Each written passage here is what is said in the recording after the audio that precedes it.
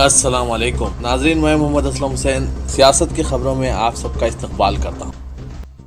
18 जुलाई का दिन मुल्क की सियासी तारीख में इंतहाई हलचल वाला दिन रहा, क्योंकि अगरचे एक तरफ अपोजिशन ने तमाम इख्तलाफात को बालाए ताक रखते हुए बीजेपी से मुत्तहदा तौर पर मुकाबले का अज़्म किया, तो दूसरी तरफ बीजेपी की क़यादत वाले एनडीए ने अपने कुंबे की ताकत का मुजाहरा किया। कर्नाटक की दारुलहुकूमत बेंगलुरु में कांग्रेस समेत 26 अपोजिशन पार्टियों ने बीजेपी को अगले साल होने वाले आम इंतखाबात में चैलेंज पेश करने के लिए इंडिया यानी Indian national democratic inclusive alliance के क़याम का ऐलान किया।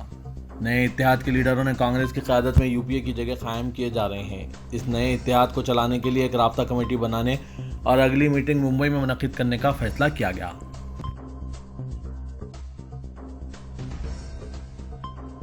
अपोजिशन इत्तेहाद की कोशिशें समारावर साबित होने की वजह से बीजेपी बुरी तरह से बौखलाहट का शिकार हो गई है। इसीलिए भगवा पार्टी ने इस दिन एनडीए इत्तेहादियों की मीटिंग का इनेकाद किया, जिस दिन बेंगलुरु में अपोजिशन पार्टियों की मीटिंग जारी थी।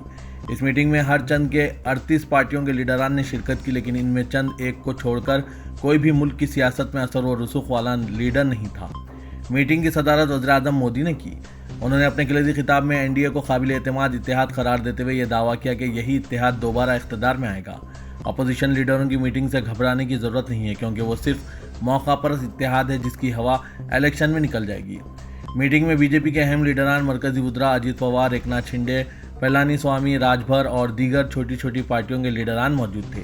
इस मीटिंग को एनडीए की जानिब से ताकत के मुजाहरे की कोशिश करार दिया गया, लेकिन मीटिंग में बड़े लीडरों के मौजूद ना होने की वजह से कई सवाल भी उठ रहे हैं। मीटिंग में लीडरान का इस्तकबाल बीजेपी लीडर विनोद तावड़े ने किया।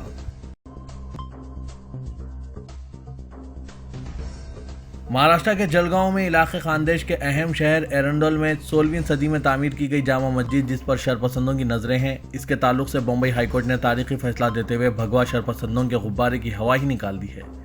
हाईकोर्ट ने मस्जिद के हक में फैसला सुनाते हुए जिला कलेक्टर और इनके हामियों को मस्जिद की चाबी ट्रस्ट के हवाले करने का हुक्म जारी किया।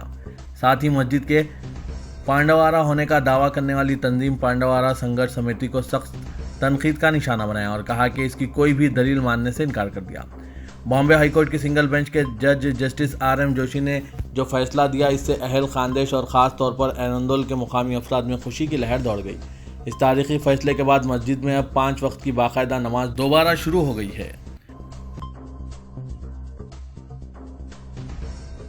भारतीय जनता पार्टी और इसके एनडीए पार्टनर्स ने अपोजिशन जमातों पर तनकीद करते हुए कहा कि इनके इत्तेहाद को नया नाम देने से इनका किरदार नहीं बदल जाएगा और 2024 की लड़ाई भारत माता बमुकाबला इंडिया होगी। वो 26 अपोजिशन जमातों के इत्तेहाद Indian national development inclusive alliance India के ऐलान पर रद्दमल जाहिर कर रहे थे। कांग्रेस लीडर राहुल गांधी ने कहा है कि 2024 के इंतखाबात इंडिया और वज़ीर-ए-आज़म नरेंद्र मोदी के दरमियान होंगे।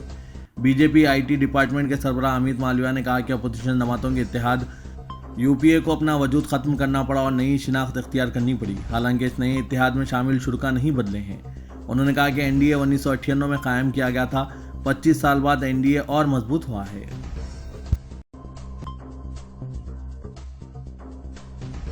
उत्तर प्रदेश एटीएस की टीम ने आज दूसरे रोज भी पाकिस्तान से आई सीमा हैदर से पूछगछ की। इस दौरान इसने हर सवाल का बड़े ही नापतोल के जवाब दिया। अंग्रेजी की किताबें पढ़ने को दी गई, जिसको इसने काफ़ी अच्छे लबो लहजे में पढ़कर सुनाया। इसके जवाब से एटीएस के अफसरान लाजवाब हो गए। पूछगछ के दौरान मालूम हुआ है कि हिंदुस्तान आने से कबल सीमा हैदर दिल्ली और एनसीआर के मुतअद्दिद अफराद के राब्ते में भी थी।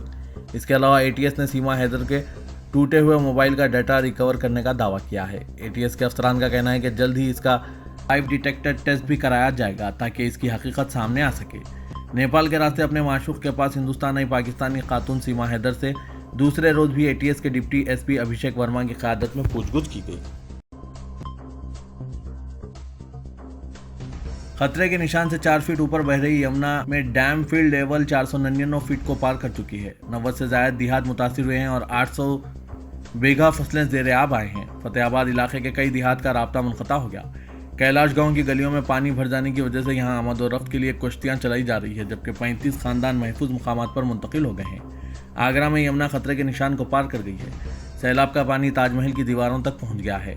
महताब बाग में वाक़ ताज व्यू पॉइंट को बंद कर दिया गया है। बेतेश्वर घाट पर आए यमुना के सैलाब में 3 लोग बह गए। इसके साथ ही मथुरा में भी यमुना खतरे के निशान से 1.5 मीटर ऊपर बह रही है। बेटेश्वर घाट का वीडियो भी सामने आया है, जिसमें यमुना नदी में बह जाने वाले 3 अफराद ने झोंपड़ी का सहारा लिया। झोंपड़ी दरिया के तेज बहाव से बह रही है, जबकि ये 3 लोग इसके ऊपर खड़े हैं।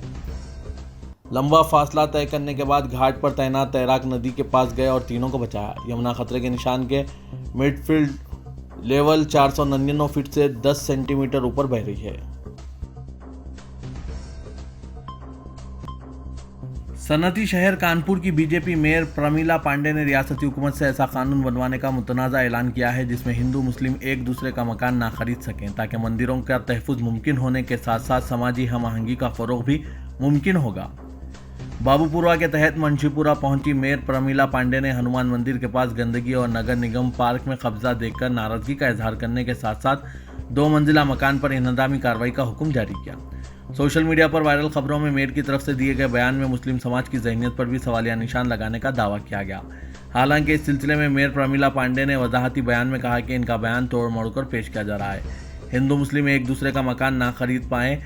कानून का मकसद किसी मजहब को निशाना बनाना ही नहीं बल्कि दोनों तबकात की इबादतगाहों का तहफ़्फ़ुज़ यकीनी बनाना है।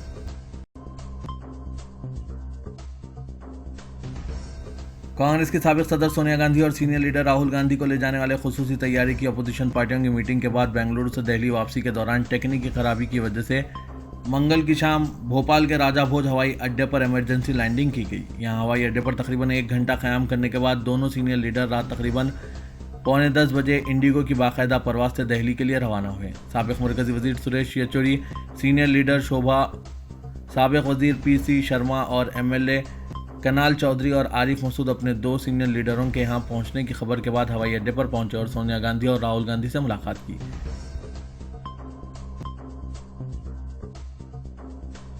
वजीर इत्तलात व नशरियात अनुराग ठाकुर ने OTT कंपनियों से कहा है कि हुकूमत इन्हें तख्लीकी आज़ादी के नाम पर हिंदुस्तानी तहजीब और समाज को बदनाम करने नहीं देगी। अनुराग ठाकुर ने OTT प्लेटफॉर्म्स के नुमाइंदों के साथ एक मीटिंग के दौरान ये बात कही। मालूम हुआ है कि वजीर ने OTT प्लेट से कहा है कि वो अपने प्लेटफॉर्म्स को नज़रियाती जानिबदारी और मज़मूम प्रोपेगेंडा फैलाने के आले के तौर पर ना इस्तेमाल करें। नेटफ्लिक्स और अमेज़ॉन प्राइम जैसे OTT प्लेटफॉर्म्स पर फहाशी की शिकायत की जाती रही है। अलहदा तेलंगाना जद्दोजहद के लिए कायम करदा तेलंगाना राष्ट्र समिति, जो हाल ही में भारत राष्ट्र समिति में तब्दील हो चुकी है, वो दरअसल तेलुगु देशम पार्टी से शामिल होने वाले कायदीन की अक्सरियत पर मुश्तमिल है। 2018 असम्बली इंतखाबात BRS के टिकट पर मुंतखब हुए 88 अरकान असम्बली में 42 का ताल्लुक साबिक में तेलुगु देशम से रह चुका है। दिलचस्प बात यह है कि तेलंगाना तहरीक की क़यादत करने वाले के चंद्रशेखर राव खुद भी तेलुगु देशम बैकग्राउंड के हामिल हैं और चंद्रबाबू नायडू हुकूमत में शामिल न किए जाने पर नाराज़ होकर तेलुगु देशम से इस्तीफ़ा दे दिया था।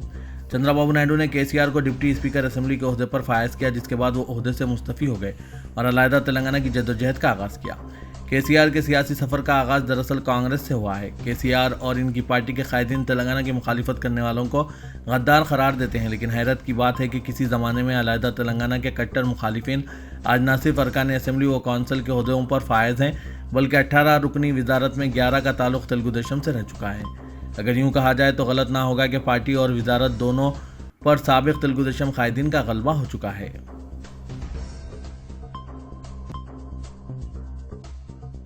तेलंगाना हाईकोर्ट ने शहर के अहम इलाके में 11 एकड़ सरकारी अराजी के अलाटमेंट को चैलेंज करते हुए दाखिल करदा मफाद आमा की एक दरख्वास्त पर रियासती हुकूमत और हुक्मरान भारतीय राष्ट्र समिति को एक नोटिस जारी की है। हाईकोर्ट ने इस दरख्वास्त पर समाअत शुरू की, जिसमें हुक्मरान पार्टी को जिला रंगारेड्डी के तहत कोकापेट में सरकारी अराजी के अलाटमेंट पर हुक्म इल्तवा जारी करने की इस्तदा की गई। अदालत ने रियासती हुकूमत और हुक्मरान जमात को जवाबी हलफनामा दाखिल करने का हुक्म जारी किया। एक रज़ाकाराना तंजीम फोरम फॉर गुड गवर्नेंस ने BRS को अराजी के अलाटमेंट को चैलेंज किया है। मफाद आमा की दरख्वास्त में कहा गया है कि इस इलाके में 1 एकड़ अराजी की कीमत तकरीबन 50 करोड़ है, लेकिन हुकूमत ने BRS को सिर्फ 3 करोड़ 41 लाख रुपए में अराजी अलाट कर दी। फोरम की नुमाइंदगी इसके सेक्रेटरी M पद्मानाथ रेड्डी ने की, जिसके जरिए अदालत से इस्तदा की गई कि वो BRS को इस मामले की 100 तक अलाट करदा अराजी पर कोई भी तामीर शुरू न करने की हिदायत दें। BRS कायद व साबिक रुकन असम्बली T कृष्णा रेड्डी ने कांग्रेस में शामिल होने की तैयारियां शुरू कर दी है। राय के मुताबिक कृष्णा रेड्डी आज तेलंगाना कांग्रेस उमूर के इंचार्ज मानिकराव ठाकरे और PCC सदर रेवंत रेड्डी से मुलाकात की। इस मुलाकात के दौरान साबिक रुकन असम्बली ने कांग्रेस में शामिल होने का इरादा जाहिर किया। उन्होंने अपनी बहू अनीता रेड्डी, जो रंगारेड्डी जिला परिषद की चेयरपर्सन भी है, इसके साथ बहुत जल्द कांग्रेस में शामिल होने का फैसला किया है। कृष्णा रेड्डी की कांग्रेस कायदीन से मुलाकात के बाद यह वाज़ेह हो गया है कि बहुत जल्द वो अपनी बहू के साथ बीआरएस छोड़कर कांग्रेस में शामिल हो जाएंगे। गुज़िश्ता कई दिनों से कृष्णा रेड्डी बीआरएस पार्टी की सरगर्मियों से दूरी इख्तियार किए हुए थे। इनके हल्के महेश्वरम से गुज़िश्ता इंतखाबात में कांग्रेस टिकट पर सविता इंद्रा रेड्डी कामयाब हुई थी और बाद अज़ां सविता इंद्रा रेड्डी बीआरएस में शामिल हो गई थी, जिन्हें बीआरएस पार्टी ने काबीना में शामिल कर लिया। सविता इंद्रा रेड्डी के बीआरएस में शमूलियत के बाद से ही कृष्णा रेड्डी पार्टी क़यादत से नाराज़ थे, क्योंकि हल्के में इनका असर ख़त्म हो रहा था, जिसके पेश नज़र वो कई दिनों से मुतबादिल जमात की तलाश में थे। ग्रेटर हैदराबाद म्यूनसिपल कॉरपोरेशन ने हैदराबाद में फ़िज़ाई आलूदगी को कम करने और साइकिल सवारों की हौसला अफजाई के लिए एक अहम फैसला किया है। शहर में साइकिल ट्रैक की तामीर का काम शुरू कर दिया गया है।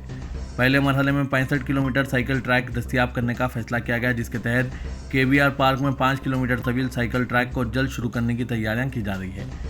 वज़ीर IT तारक रामाराव इस ट्रैक का इफ्तिताह करेंगे। DHMC नेकलेस रोड पर जल्द ही एक मुस्तकिल साइकिल ट्रैक कायम करने की कोशिश कर रही है। इब्तदाई तौर पर हुकाम का ख्याल था कि केबीआर पार्क में एक मुस्तकिल साइकिल ट्रैक दस्तियाब कराया जाए, लेकिन केबीआर पार्क में भारी ट्रैफिक और पैदल आने वालों की बड़ी तादाद के बायस मुस्तकिल ट्रैक कायम होने से मुश्किलात का सामना करना पड़ेगा।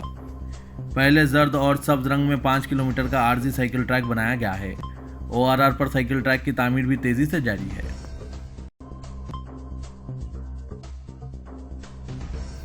रियासत तेलंगाना के कई मुकामात पर गुज़िश्ता रात से बारिश का सिलसिला जारी है। पीर की शाम से शुरू हुई बारिश रात भर जारी रही और दूसरे दिन मंगल को भी बारिश का सिलसिला जारी रहा। मुसलसिल बारिश की वजह से आम आदमी को मुश्किलात का सामना करना पड़ा है। दूसरी तरफ बारिश के ना होने से परेशान किसानों के चेहरों पर बारिश की वजह से खुशी की लहर दौड़ गई। पुराने शहर के साथ साथ बंदरा हिल, जुबली हिल, जखरी का पुल, खैरताबाद, पंजागुट्टा, अमीरपेट, कोकटपल्ली, कोंडापुर, मेहदीपट्टम, नामपल्ली, कोठी, चादरघाट और दीगर इलाकों में बारिश का सिलसिला मंगल का दिन भर जारी रहा और रात में भी बारिश का सिलसिला जारी रहा। आज चारशुंबे की सुबह भी बारिश हो रही है, जिसके नतीजे में बारिश का पानी सड़कों पर जमा हो गया और स्कूल जाने वाले तलबा के साथ साथ दफातर जाने वालों को शदीद मुश्किलात का सामना करना पड़ा है। हैदराबाद के महकमा मौसमियात ने इंतबाह दिया है कि रियासत में आइंदा 4 दिनों के दौरान शदीद बारिश का इम्कान है।